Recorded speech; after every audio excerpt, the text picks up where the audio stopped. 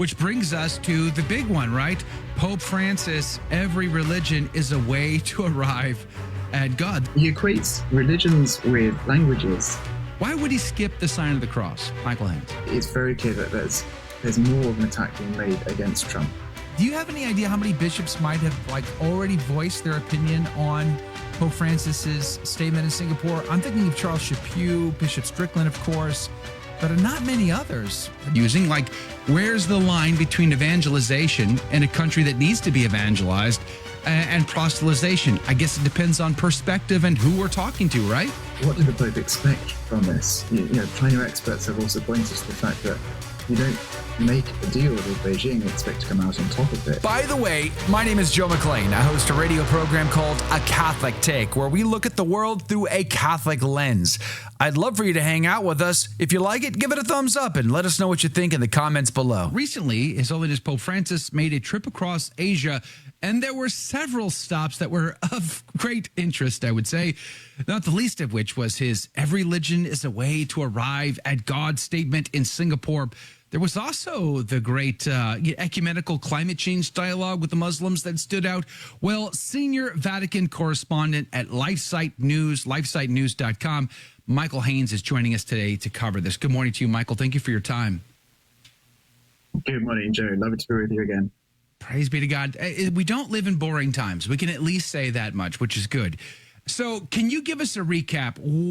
What was the itinerary of this trip? Where did he go? And what were the highlights?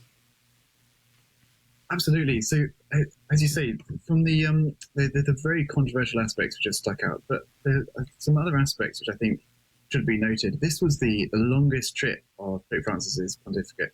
He left Rome September the 2nd, got back September 13th. Took many different flights, traveled over 20,000 miles in that time. He visited 4 countries. So he went to Indonesia, then to Papua New Guinea, East Timor, and Singapore. And you've got also very, very different cultural contexts in those places. You've got a heavily Muslim population in Indonesia, heavily Catholic population in East Timor. Then you've got, the Pope being surrounded by a great deal of poverty in the islands in Southeast Asia, and contrasted with the riches, the technological advances that he's surrounded with by in Singapore. So there are really many, many different aspects here. He's got his kind of standard, if you like, standard series of meetings in the countries. He meets with political leaders, with religious leaders, including bishops, priests, seminarians, and religious sisters from the countries. He also has his customary closed-door meetings with Jesuits from various countries that he makes in all of his visits as he goes around the world. And then, of course, he had his meetings with groups of Catholics, lay Catholics, particularly young Catholics as well. One of the things that surprised me, and it's hard to jump in, but his health. We've been talking about his health and it being not good. He's not a spring chicken anymore, and his health isn't great. And this was, as you said, the longest trip of his pontificate. That seemed to be incredibly taxing, but how did he fare on the whole? Absolutely. I mean, so the Pope is going to be 88 in December. Last spring, in the spring of 2023, we had the Pope being rushed to hospital with heart concerns. The speculation was really growing that within sort of a short time, there would be a new conclave, perhaps we'd have a new Pope.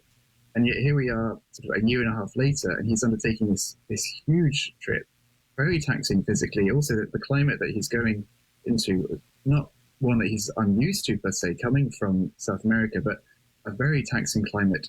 High temperatures, very, very high humidity. Added to that, the time difference between there and Rome. This is a very, very taxing trip, and also a long trip, a very busy trip, but a lot compressed into 11 days, essentially. But the Pope seems to be sort of surprising his critics. It's almost like he was putting on a show of strength in making this trip towards the latter end, if you like, of his pontificate. Yeah, for sure. Let me ask you about the Indonesian stops, because Indonesia is a country that's predominantly Muslim, which is fascinating because I used to have colleagues in Indonesia, and they took off every Christian holiday, all of them. They had them all off. Easter, Good Friday, they enjoyed every Christian holiday. plus their own. It was fascinating. And yet, so there's a minority Christian population there, and yet he tries to tell the clergy there to not proselytize. I would have to believe that'd be kind of hard or confusing. Like, where's the line between evangelization in a country that needs to be evangelized and proselytization? I guess it depends on perspective and who we're talking to, right? This is one of the fascinating things about his statements. So, as you say, he mentioned to the group of Indonesian clergy not to proselytize. And then you'll see Pope Francis in Catholic predominant countries extolling the virtues of the gospel, encouraging people to spread the joy of the gospel. We also saw in Indonesia, which is, I think, 87% Muslim, has still quite restrictive abortion laws. We saw him make quite a strong condemnation of anti-life laws when he was discussing with the Indonesian politicians. But at the same time, in countries where abortion is very permissive, and when he's meeting with people who are personally very pro-abortion, he's very silent on this aspect. So his statements are very much tailored to each particular situation. It seems almost as if he's seeking to avoid creating any offense, to have a very pleasant, enjoyable trip with the groups that he's with in each particular setting. There's a lot of talk and obviously controversy surrounding some of the statements that he's made. And I want to get into the all religions arrive at God in a second in Singapore. But he gives a blessing and he skips giving the sign of the cross. This is in one of your articles over at LifeSiteNews.com. Again, we're linking to them today in the show notes. Pope Francis skips sign of the cross to impart blessing for all religions. Now, okay, St. Paul, Athens, we all know the story from the book of Acts. I get it. You meet people where they're at. But when you're the Holy Father, who's going to give you grief because you prayed and gave the sign of the cross? There's a difference between St. Paul, just some guy that's in the market debating people and we want to talk to him, get to know him better, and the vicar of Christ on earth that everyone knows. Like, I see a great difference here, but why would he skip the sign of the cross? Michael Haynes. Well, as you say, this is one of the things that's really caused a lot of controversy. It's he's going as the Pope. He's going as the Vicar of Christ. He's very visibly there as Pope. It's not unexpected that if you go to an event led by a Pope, you're going to have something Catholic. You're going to have a Catholic prayer or a Catholic blessing. The sign of the cross invoking the Trinity is really how Catholics are known by. The cross particularly has been the symbol of Catholicism. And it's the symbol which is persecuted. Often you see now, particularly in the West, the cross is being banned from public settings. It's historically identified as the Catholic symbol. So for him to renege, to invoke the Trinity, to renege on making a sign of the cross, a visible sign of the cross, and giving his blessing is very, very bizarre. It was an interreligious gathering with a group of young people hosted by the Scotus Occurrentes group. It's a non-Catholic collaborative which Pope Francis was actually involved in establishing back in Argentina before he was Pope. But even so, he is Pope. The people who have gone to attend this event are aware of that. And for him to essentially lay down the importance of the Catholic faith, of the Catholic Church, is really quite shocking, especially when you're dealing with young people, with souls who are at a very formative stage of their life. They need to receive teaching, and it appears that he has reneged on that duty. It does feel so much that he gives up too much ground in an effort to reach out in an ecumenical way to other religions. I mean, there's the whole Grand Imam ecumenical effort towards climate change. I mean, where is the evangelization? Where is the conversion? Where is the make all nations disciples component to this trip? Is there anything in this trip that I might have missed that I didn't pay attention to that we should, give credit where credit is due, where Pope Francis did or said something to these non-religions that we'd be proud of? Is there anything like that? I think there are some aspects which are very interesting. I mean, papal trips are always a mixed bag, especially nowadays. And one of the events on his schedule was a visit he paid to a home run by religious sisters caring for the children with physical or intellectual disabilities, many of whom have been just abandoned by their parents. And so he is shining a light there on the plight of those in society who would otherwise be forgotten. But I mean, to your direct point about is there something with regards to leaders of other creeds that we've missed? It does seem that in every one of these meetings, he's really prioritized harmony and unity, which can be done in a way that still promotes the Catholic faith, but he's not done it in a way that promotes the Catholic faith. There's just the veneer of unity. Which causes greater scandal and division, in my opinion, which brings us to the big one, right? Pope Francis, every religion is a way to arrive at God. To listen to him say these things right there, so many Catholics are asking whether or not Pope Francis has abandoned the faith. Now, in the past, I said this yesterday, he's made statements that say there is no salvation outside the church. You have to find God through the Catholic Church. He's made these statements in the past, which, in my opinion, makes this even more scandalous because he said this and didn't clarify and left it out there. And as you report, the Vatican had to further clarify those statements, didn't they? Absolutely. So this was another interreligious event, another event with young people. It was held in a Catholic junior school in Singapore, if I remember rightly. And he makes this bizarre comment. He abandons his official transcript, which he prepared. I think it went up on the screen briefly. He pointed to it, and then he answered his questions just off the cuff. And he fielded questions on bullying, on religious fraternity and dialogue and the use of the internet. And he makes this striking claim: every religion is a way to arrive at God. He equates religions with languages, which appears, as so many commentators have noted now in the last few days, that it appears to just completely deny the truth. Can you give us a comparative difference? Like, can you summarize what was the difference between what the Pope said and the translator on stage was translating in real time versus what the Vatican later tried to clarify? Absolutely. I'll need to get the archived version up on the screen here.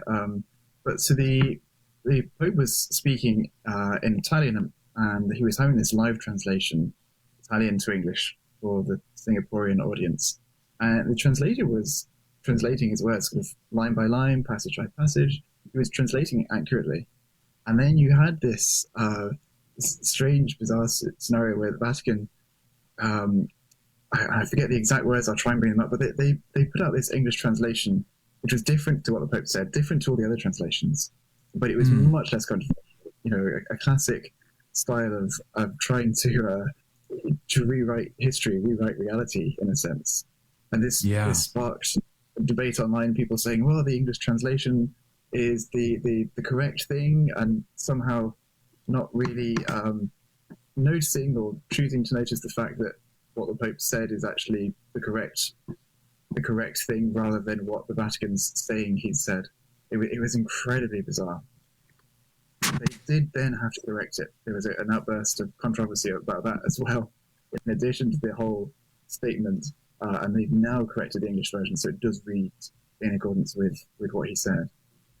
Interesting. So, can I ask? I just want to. Okay, my brain is going in 1,000 directions here, and what I really want to know is, from your perspective, you've been watching, you've been close. You're a Vatican senior correspondent, LifeSite News. You've been in these press briefings many times. You've talked to some of these people many times. Is this a case of, like, okay, so the Pope does whatever the Pope's going to do, and the staff are like, oh, here we go again. Do they consult? Like, who do they consult with before they issue these clarification statements? Are they doing this all on their own? Like, do they just try to, on their own, spin this thing as positive as possible, or do they actually have to consult with senior leadership? And if so, who would that be? Well, so with the with all his statements, his messages, and so on, it's a collaborative effort, I think, between the officials in the Secretariat of State and then the press office. So the officials close to the Pope will work on getting the translation ready. They'll then send that over to the press office, and then they'll the press office will publish this. I don't actually know the precise ins and outs of who's making the decision to change the wording on one specific translation. That it's something we have seen happen in the past. So it could be that there is an attempt, maybe it's an unofficial editorial policy to try and just downplay things for the English-speaking audience, because the English-speaking audience is probably one of the largest audiences that the Vatican is going to have. And then you add in all the Catholic media outlets, which there are many more of in America than there are in the UK, but the English audience is going to be huge. So if they can kind of quash the uprising which is brewing, then that would definitely be in their interest. The other issue, one of the other things we didn't talk about, I talked about it yesterday actually on the show, and that was the Pope's statements on American politics while he's on the plane ride home, and which was, I thought, incredible and really, really fascinating. Maybe I'm wrong. I asked my audience, in fact, let me see if I can't get to the poll results. I asked my audience yesterday if they thought, at least I asked them on YouTube anyway, if they thought that the Pope was low-key trying to tell us who to vote for. And I'll tell you the results of that poll. Hold on, give me a second. I'll get there. Posts. Let me go to posts. Let me go to this. Here we go. Can I put this on screen? So as of right now, do you think Pope Francis was asking American Catholics to vote for Kamala Harris? Is how I reported that. 52% said yes, 14% said no, 6% said I'd rather not say, and 27% said I don't know. Now, the way I took it, and this is where I want to get your comment, Michael, on this, because the way I took it was he was trying to say Donald Trump and Kamala are exactly the same on the abortion issue. Therefore, that nullifies. They're both against babies. It's kind of how I'm paraphrasing here. But Donald Trump's really against the immigrants, making him worse. So the lesser of two evils. Everybody's got to vote, so you got to go vote your conscience. I thought it was a low-key way to say you have to vote for Kamala Harris. How did you take it? I understood it in a similar way. I understood that the greater criticism was being levied at Trump, because Francis has always had, since the beginning of his pontificate, he's had this attention to migration, to migrants coming in. He's never really distinguished between legal, good migration, proper migration through the proper channels, and illegal migration. And so this issue has been foremost. We've seen him criticize Trump before for in veiled ways, for building of walls, for isolating oneself from migrants. And so I think I would side with your understanding. It's very clear that there's more of an attack being made against Trump, because if anything, the issue of migration is arguably one that we've heard more of from Francis than the issue of abortion. He's mentioned abortion, and he has made these comments that abortion is murder on occasion, but a much more consistent theme in his pontificate has been this acceptance of migration. He's time after time. I think it was his first visit actually outside of Rome was to Lampedusa, bringing the spotlight onto migration, where Lampedusa being the port where migrants are coming in off the sea into Italy.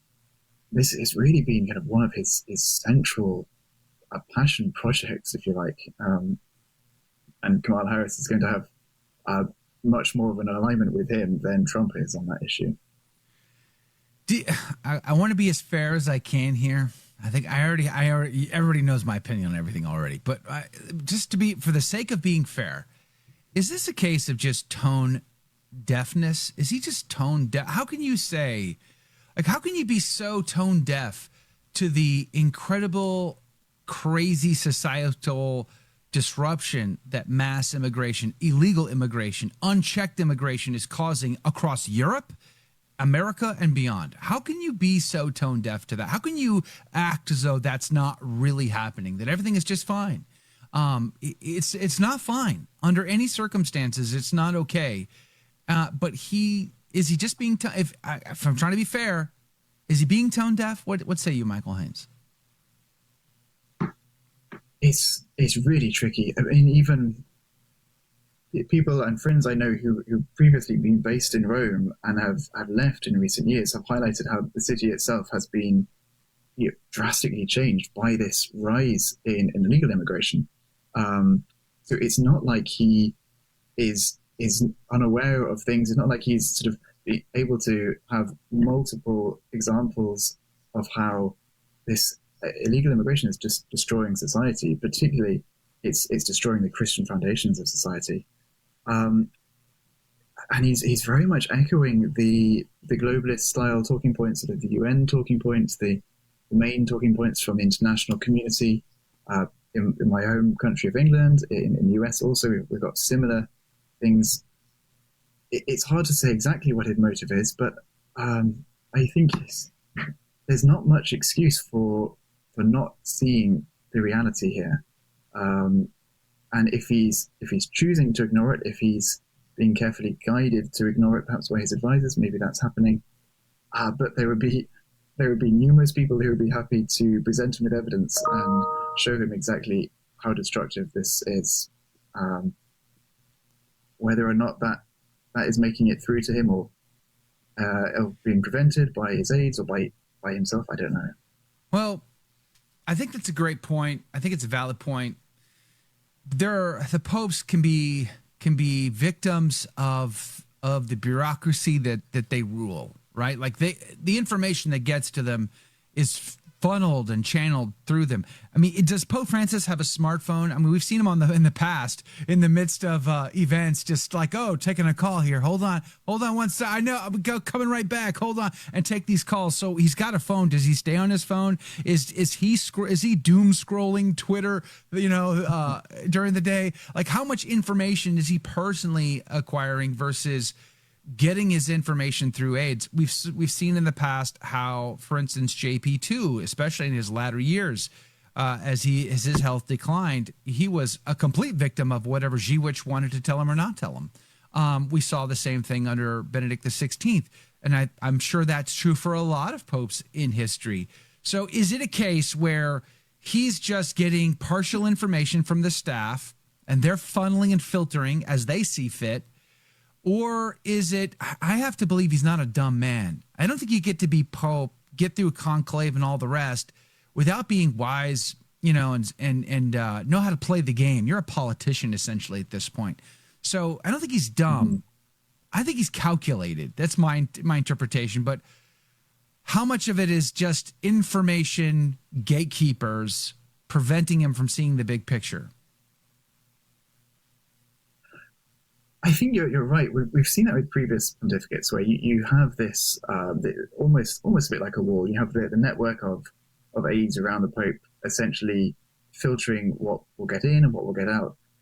I think it's quite different under Francis. I think if all the reports and all the analysts are true, it seems like, if anything, it's completely the opposite. He's able to access information about different people. He's able to sort of run the Vatican in the way where he has knowledge of all the strings where they're leading, and which is very much different kettle of fish to how it was under previous popes. So I don't believe he's going to be he's not going to be poorly informed. I think, as you say, he's a very astute man. You can see that just in the manner in which he handles himself on these visits. The very carefully worded statements he's going to say to different groups. He really knows exactly what game to play, if you like, with the different players. So I think it really doesn't leave much room for him being poorly informed. I think if there's evidence for him to see, he'll be able to find it. So he's choosing then. He is choosing to interpret the immigration situation in the way that he wants to, even though it's demonstrable the damaging and destructive effects mass unchecked illegal immigration is having on communities, lives, economies, and more. It's not charitable to the people who want to immigrate, and it ain't charitable to the people they're immigrating towards. And he must be choosing to ignore all of that for expediency in politics, it would seem. You also reported, let me just ask you about this, because you reported also about Pope Francis saying Catholics will suffer under his deal because that deal is about to be renewed with China. So again, is he tone deaf here? I mean, the Chinese Cardinal Zen has been trying to beg Francis to hear it and listen. And he wouldn't even give him a meeting, like, for crying out loud. The guy sat in St. Peter's Square waiting for an opportunity. Hello, Cardinal here. Anyone? Nope. Tone deafness. And but boy, you name the pro-abort Democrat warlord, and they'll get an appointment, but not Cardinal Zen. So we're left, because it's secret, we're left to just spitball this backseat quarterback. Is it a money deal that's motivating them here? Is if he knows that the Chinese Catholics are going to suffer, but he does the deal anyway, is it because he thinks this is the best way to create more friendly relations with the Chinese Communist government in China? What would be behind the scenes there? This was a fascinating comment. 2018, he makes this comment. It's around, so obviously the deal has just been signed in 2018. He sent this letter to the Chinese Catholics extolling the virtues of his New Deal, and saying how it's going to create a new chapter for the church in China. And then also on the plane, he says, well, underground Catholics will suffer. There's always suffering in an agreement.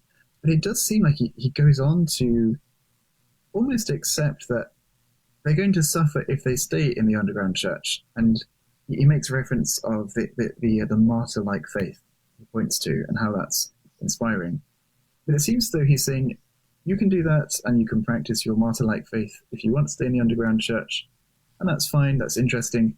But, I've got this deal now which has made everything fine and above board with the official church. So whilst it might be impressive for you to stay and suffer, almost why would you? That's the sense that's coming from these comments. It's very tone deaf. I mean, as you brought up Cardinal Zen has highlighted this time and time again. He's called it a betrayal. He's made calls for Cardinal Parolin to resign based on statements that he's made about the deal. Yeah. He's been very, very vocal on this. I mean, Asian News and numerous other sites documenting this persecution have said, look, the underground Catholics feel like they've been abandoned and they are now just suffering and waiting. It's bizarre to see what did the Pope expect from this. China experts have also pointed to the fact that you don't make a deal with Beijing and expect to come out on top of it, which we've seen particularly in the recent months, because Beijing has just violated the deal time and time again by installing their own bishop choices and then informing the Vatican after the fact. Right. They're pulling the strings, Yeah. So what motivates them to keep a deal? What motivates them to renew a deal? We're all saying it's money. How true is that? I don't actually know. I've read through the arguments that it's money. It's also, and one of the aspects of Francis's pontificate, I think, is this push for fraternity, this kind of veneer of smiling faces, of harmony.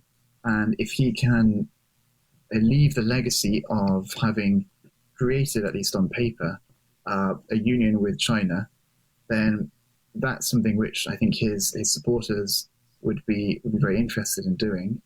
There's also a push to have a similar style relationship or deal, possibly with Vietnam. So it could be that he's just trying to have this almost like the most superficial of friendships, and then he can create this linking of hands around the world, this sort of fraternity that he keeps pushing. It could be that. It could be the money aspect also. It's something I wouldn't be able to speak to more, really. Nicaragua now wants a deal. They're wanting the China deal in Nicaragua. You think he'll go for that?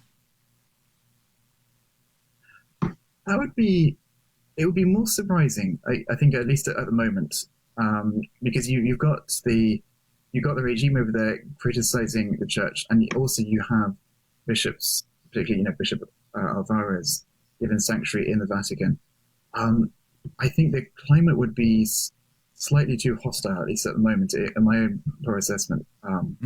Maybe 5 years down the line, it could have changed, but I'd be quite surprised if they made any sort of formal arrangement at the moment. You know, the last segment of the radio program, we were talking to somebody who lost their job during the pandemic because they didn't get the medicine that was mandated. And we were talking about the ramifications of all of that in their lives. And I sort of had forgotten how many people were affected by all of that.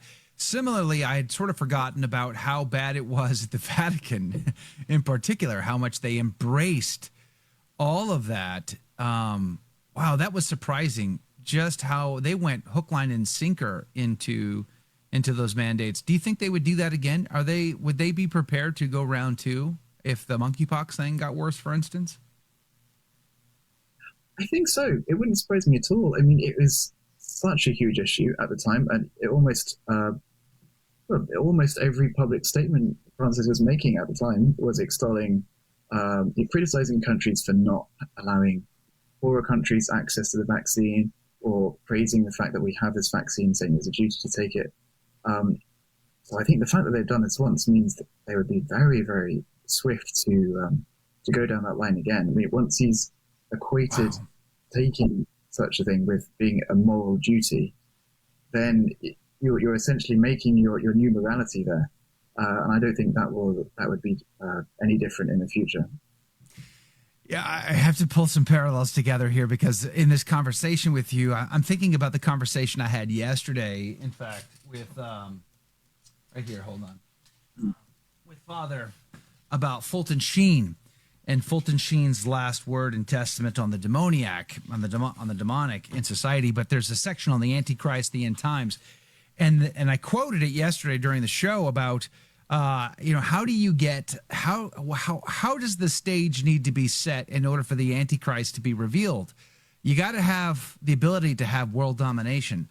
World domination happens when the technology is finally available to create that scenario, and I'm thinking, well, one, there's a fraternity with the whole world linking hands. You were talking about that a minute ago. And then there's the technology that was already demonstrated during the pandemic of leveraging smartphone technology and tracking.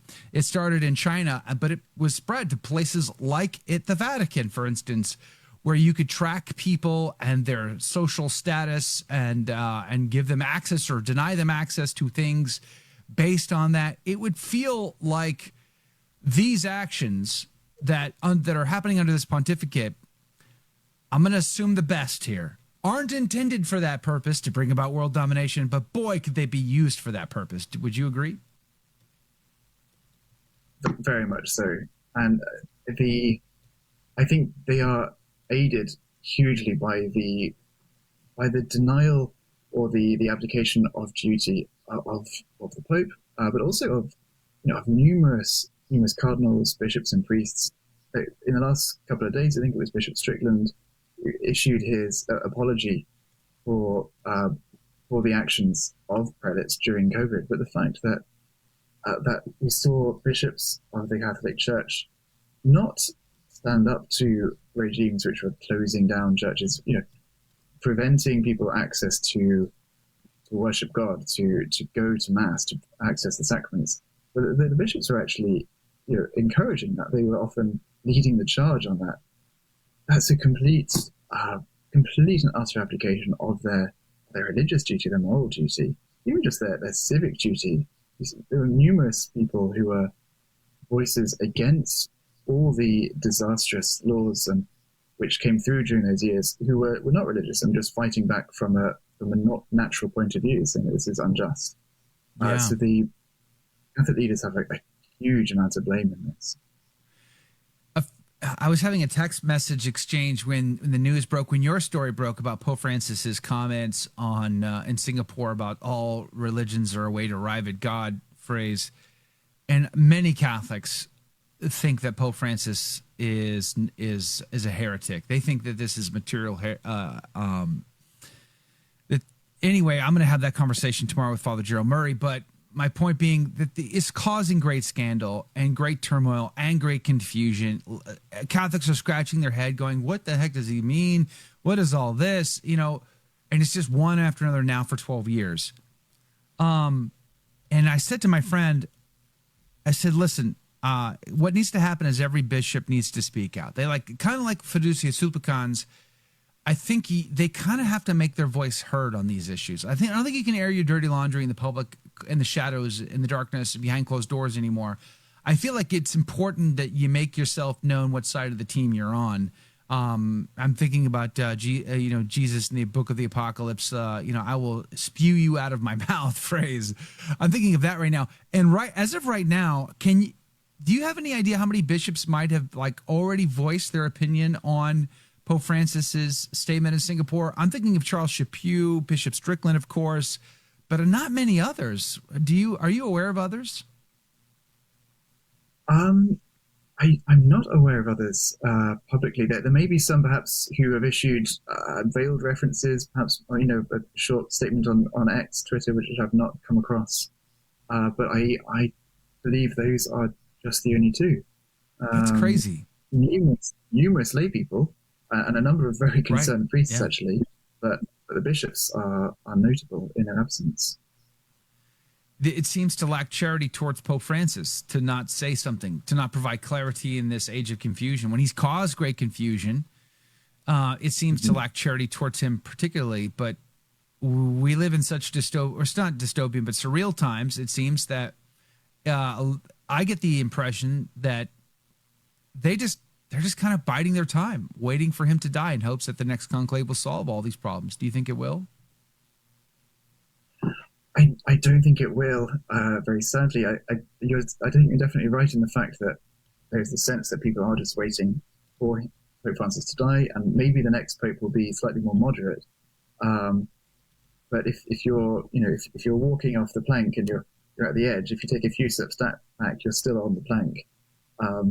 Right. And in the meantime, the terrible effect of what harm it's doing to souls. Firstly, the harm it's doing to souls in the Catholic Church, but also to souls outside the Catholic Church. Maybe those who aren't even actively looking to join, but they're observing the Catholic Church. They're thinking people. I remember a conversation I had with a friend at a very early days of Pope Francis' pontificate. And he was confused about what he saw as a sudden about change in the Catholic stance on same-sex relations. And he couldn't see the difference anymore between Catholic Church's position and the secular position.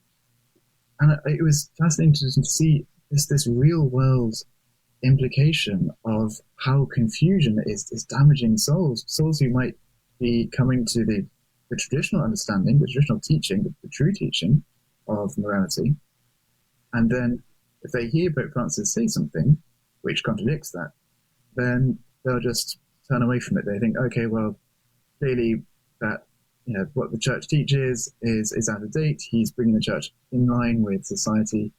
I don't have to worry about rejecting such and such a thing because it's not an issue anymore. It's not a sin. It's not a problem. Society is right, and the church just has to align itself with society, and then we'll all get on okay. And that is the huge danger that's happening in the meantime. These countless souls are being lost, are being confused, led astray. So the bishops to remain silent in the hope that another conclave, a new cardinal is going to become pope and not be as bad, is not really good enough for the Catholic faithful in the meantime. Isn't he supposed to bring society in line with the church instead of the church in line with society?